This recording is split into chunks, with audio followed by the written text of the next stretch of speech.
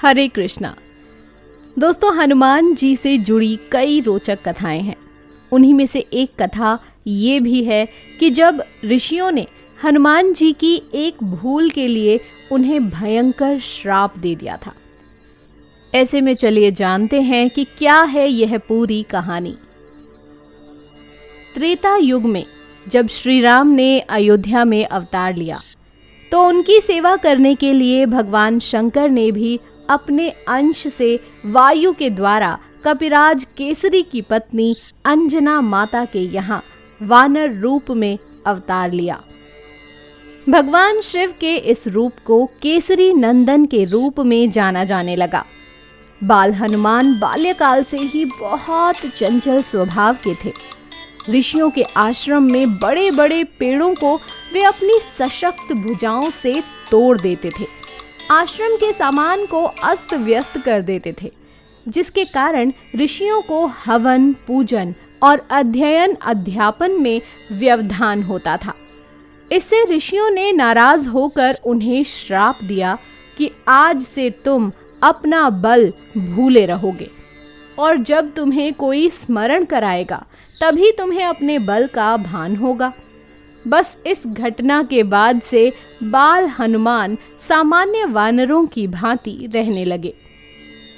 दोस्तों, केसरी नंदन के हनुमान नाम पड़ने की कथा भी एक घटना से जुड़ी है। जन्म के कुछ समय बाद ही सूर्य को कोई लाल फल समझा और बस उसे पाने के लिए वे आकाश की ओर दौड़ पड़े।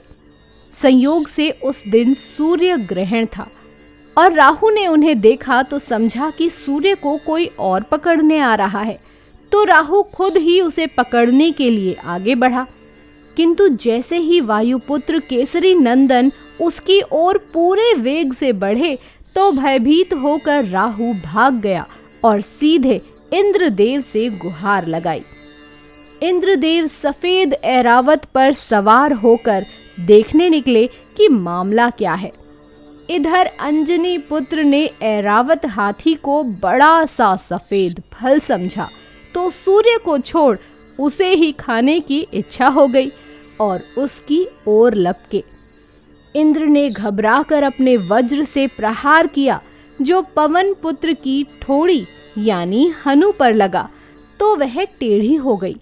वज्र के प्रहार से वे मूर्छित होकर गिर पड़े।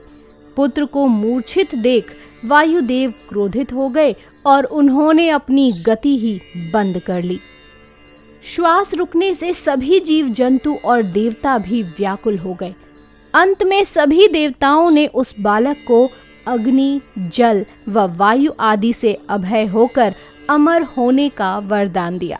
इसके बाद ही वायुदेव प्रसन्न हुए और अपनी गति शुरू की।